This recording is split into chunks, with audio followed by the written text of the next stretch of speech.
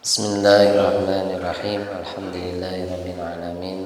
Wassalatu wassalamu ala asyrofil anbiya wal mursalin sayyidina wa maulana Muhammadin wa ala alihi washabbihi ajmain. Amma ba'du. Alhamdulillah bi qudratillah wa iradatihi la bi qudratina kita bisa berkumpul di pagi yang semoga berkah, benar-benar pagi yang jitu ampuh untuk membuka segala hijab, menghilangkan hijab-hijab yang ada di hati kita sehingga kita bisa usul ilallah, kita bisa mencapai keridhaan Allah Ta'ala, kita bisa usul ila mahabbati Rasulillah Sallallahu Alaihi Wasallam. Dengan sebenarnya kita bisa usul sebagaimana telah tercapai oleh wali-walinya Allah Ta'ala, orang-orang soleh terdahulu yang telah mendahului kita. Mereka adalah makhluknya Allah dan kita pun makhluknya Allah. Mereka di bawah kekuasaan Allah, iradahnya Allah, dan kita pun sama. Kesempatan yang sama Allah Ta'ala buka untuk kita semua sebagaimana Allah buka kesempatan kepada mereka.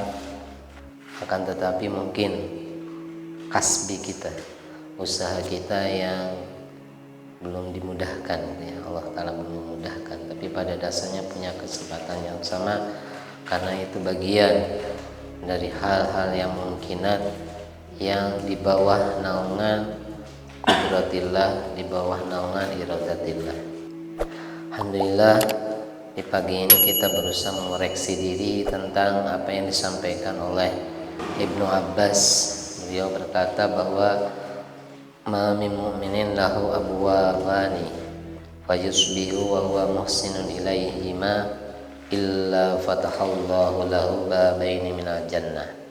Ma min mu'min lahu abawani, tidaklah seorang mukmin di pagi hari dia mempunyai dua orang tua, masih mempunyai kedua orang tua, masih punya ibu, masih punya bapak di pagi hari, dan ternyata di pagi hari tersebut anak tersebut, mukmin tersebut, ya di sini bahasanya mukmin karena untuk orang kafir menjadi amal baik pun tidak menjadi amal kalau dia mati dalam keadaan kafir, gitu ya.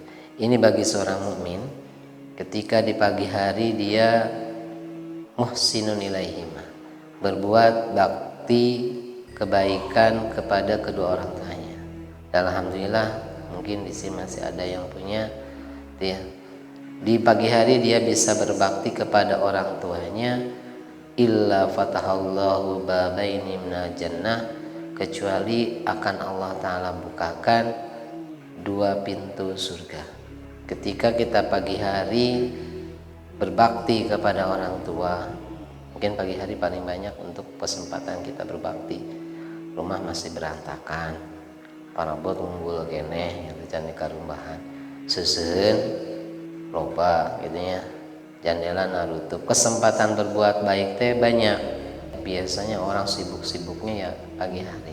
Ternyata sang anak berusaha untuk muhsin, berbuat baik kepada kedua orang tuanya, membantu dengan aktivitas sehari-harinya walaupun, maka Allah Ta'ala bukakan bagi dia dua pintu surga. Tentunya pintu surga ini ya untungnya bagi dia, anak tersebut juga keuntungan bagi kedua orang tuanya. Wala yaskhatu alaihi wahidun minhuma, dan tidak seorang pun dari kedua orang tersebut di pagi hari tersebut menjadi marah gara-gara anak tersebut. Kadang pagi-pagi kalau kita sudah bikin jengkel, ada anak yang pagi-pagi sudah bikin jengkel, geus hudang hese dihudangkeun ngamuk gitu ya. Pagi-pagi sudah bikin jengkel kedua orang tua. Jadi orang tua kadang milihnya daripada nyeri hati mendingan tadi udangkeunnya parah lagi gitu ya. Fa yardallahu ta'ala, maka Allah Ta'ala akan meridhoi orang tersebut, anak tersebut, hatta yarda. Kila wa in kana dzaliman. Sayyidina Abdullah bin Abbas ditanya, walaupun orang tuanya zalim, tetap kewajiban anak adalah berbakti kepada orang tuanya, berbuat baik kepada orang tuanya. Jangan sampai kalau toh itu tidak bisa berbuat bakti dengan maksimal, dan memang tidak bisa berbuat bakti dengan maksimal, paling tidak jangan membuat mereka marah, jangan membuat mereka sakit hati. Dan ini ancamannya adalah suhtullah, ya. Marah anak murkanya Allah itu ada ketika orang tua kita pun murka. Qala wa in kana zaliman. Ruya dalam hadis lain dikatakan dengan riwayat marfu, dengan ada satu tambahan bahwa wala yusbihu wa huwa musiun ilaihima, dan tidak pula seorang anak di pagi hari bangun tidur masih pagi sudah buat hal yang menjadikan sakitnya orang tua, berbuat kejelekan yang menjadikan orang tua sakit hati. Illa fatahallahu lahu babaini minan nar, kecuali Allah Ta'ala akan bukakan dua pintu dari neraka. Pagi hari sudah bikin mangkalnya orang tua, maka Allah Ta'ala akan bukakan. Kalau orang tuanya dua, ibu bapak, berarti ya pintu nerakanya dua. Kalau cuma satu, misalnya cuma ada ibunya atau cuma ada bapaknya, berarti pintu neraka pun cuma satu. Ini kalau orang tua masih ada. Lah kalau orang tuanya nggak ada, justru kalau orang tuanya nggak ada lebih sensitif lagi, karena mereka tinggal nunggu kita. Di pagi hari kita nggak bisa berbakti ke orang tua. Apakah terputus berbakti kepada orang tua di pagi hari ini? Tidak, gitu ya. Kita di pagi hari ini masih bisa berbakti. Pagi-pagi sudah melakukan pengajian, misalnya hadiahnya dikirimkan ke orang tua kita, itu sudah memberikan kebahagiaan kepada orang tua kita. Tapi kalau pagi-pagi sudah dikejar-kejar polisi gara-gara nyuri, ya orang tuanya kena kiriman juga.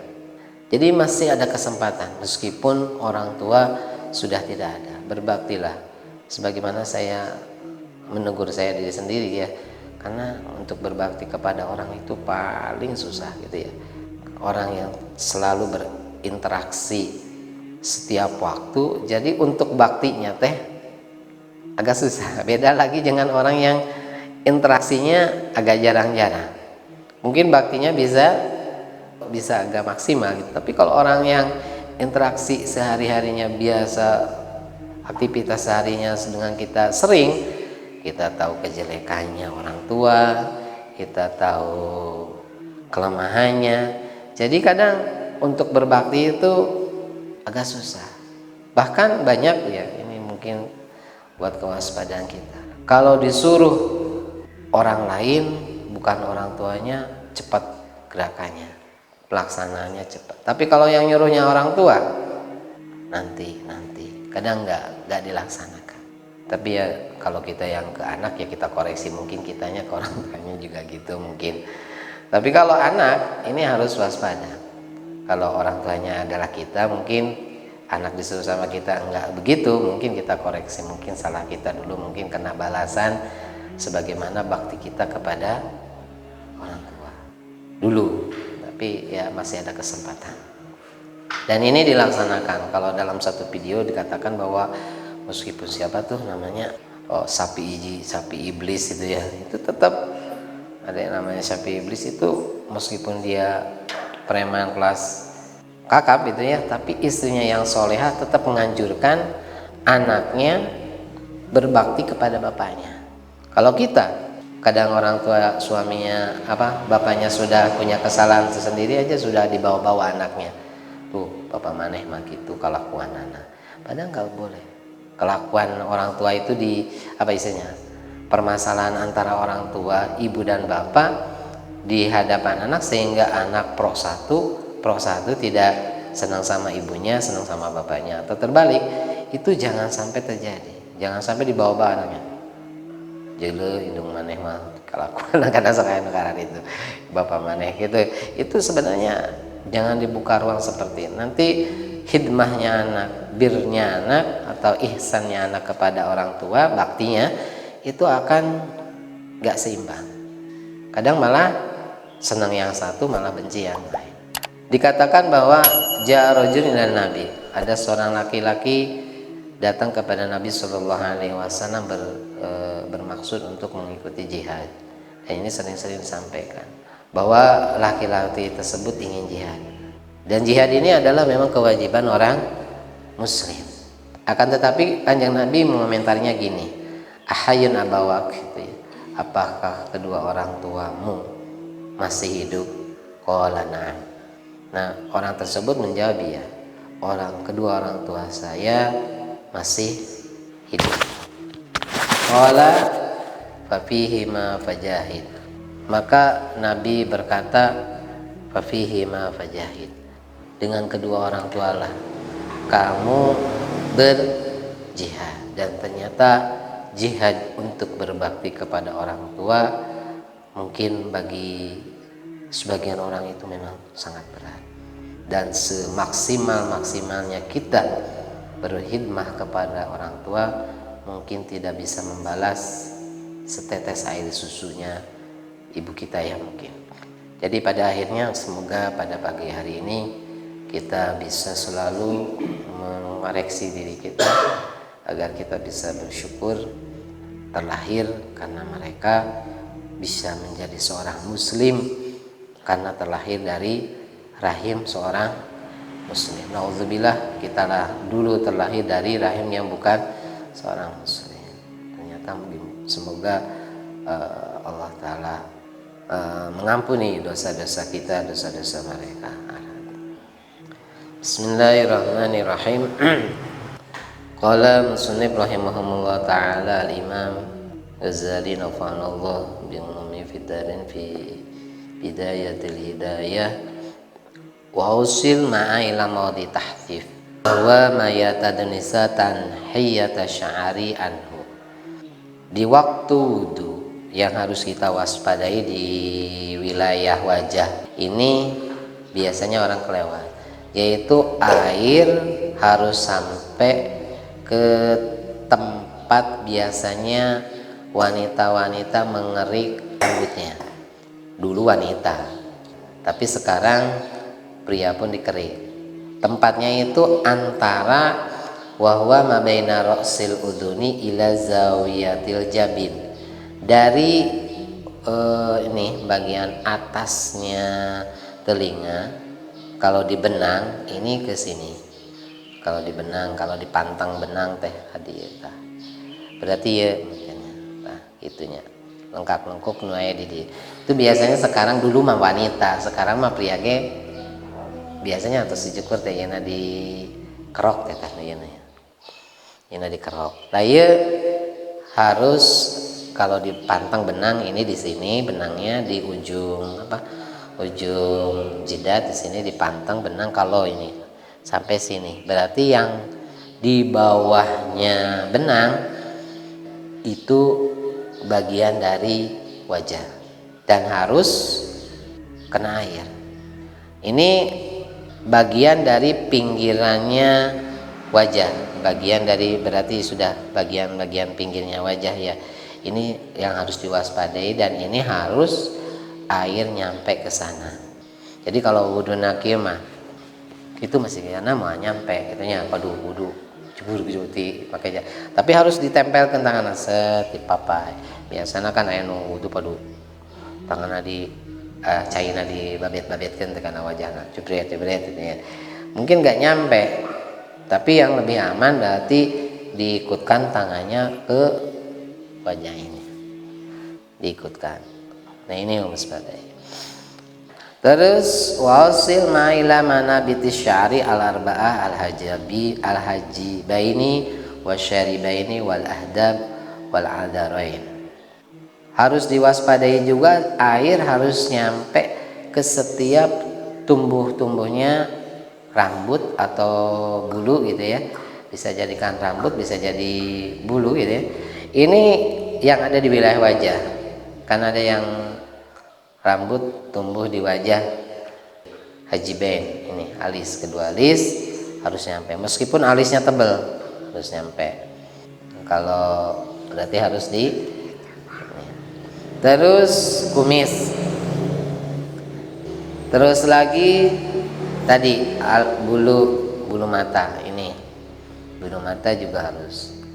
Biasanya kalau yang kelewat di sini ujung, kalau pagi biasa masih ayah naonan gitu teh, ciluhan gitu ya, ting cilu bahasa Indonesia. Oh belek, oh setan belek. Kita ada masih ada belek, biasanya kelewat. Bulu rambut mungkin lagi normal biasa, lagi nggak sakit, tapi biasanya mungkin ke sakit mata. Sakit mata biasanya beleknya kan arempelnya ku ciduh bari adalah bersiang kamu langsung kucai biasanya nggak kena ciduh bari cabutan. Lah itu belek yang nempel di ahdab, di bulu-bulu mata harus lepas karena air biasa nyampe ke bulu-bulu tersebut. Wala adarain, dan rambut yang ini jenggot, ini rambut yang tumbuh di sini tuh namanya naon? Iya jenggot kadinya. Pasok aya nu alalit bulu alalit teh tah di dia. Kayak bulu tipis-tipis tadi dia biasa nanya tadi dia tah. Tapi mah teh aya. Biasanya sok aya jamin aya ya. Itu semua orang aya tadi dia sok aya bulu-bulu data tipis di antara ieu. Itu ada roen mawazinul uzunaini mimma bidail lihya. Itu pun wajib terkena air. Wajib terkena air. Jadi meskipun ada rambutnya, apalagi jenggot ini harus. Wa yajibu isalu ma ila manabitish sya'ab min alihya khafifah dunal kafifah.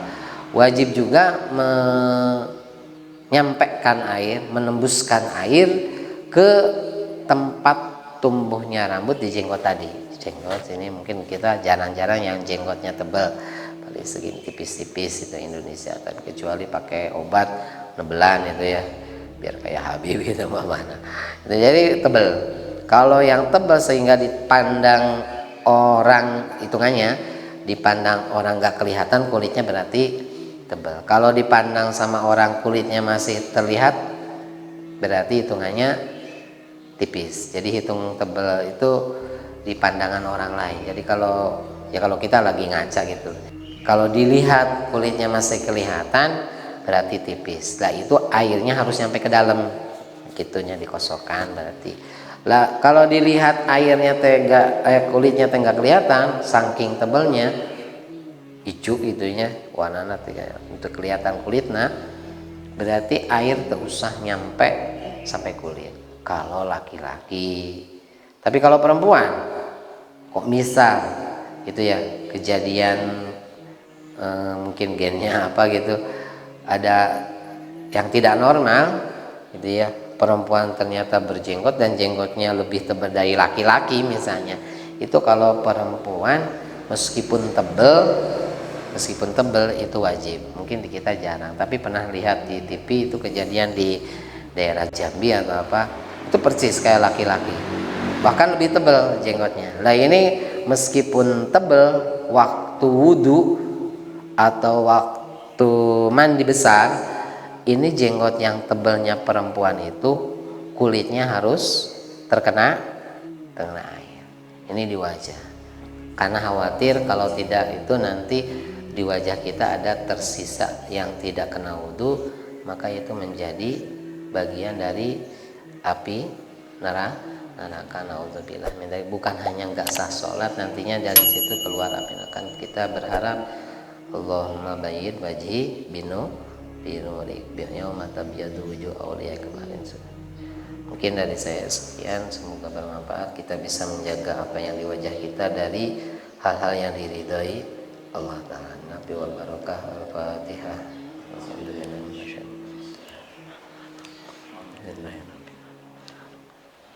Iya kan Allah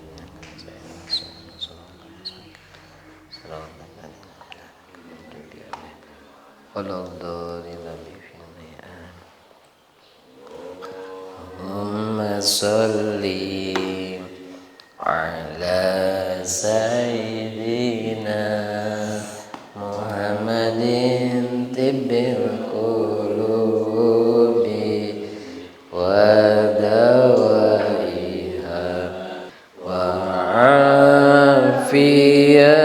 afiyatil abadani wa shifaiha wa nuril absari wa diyaiha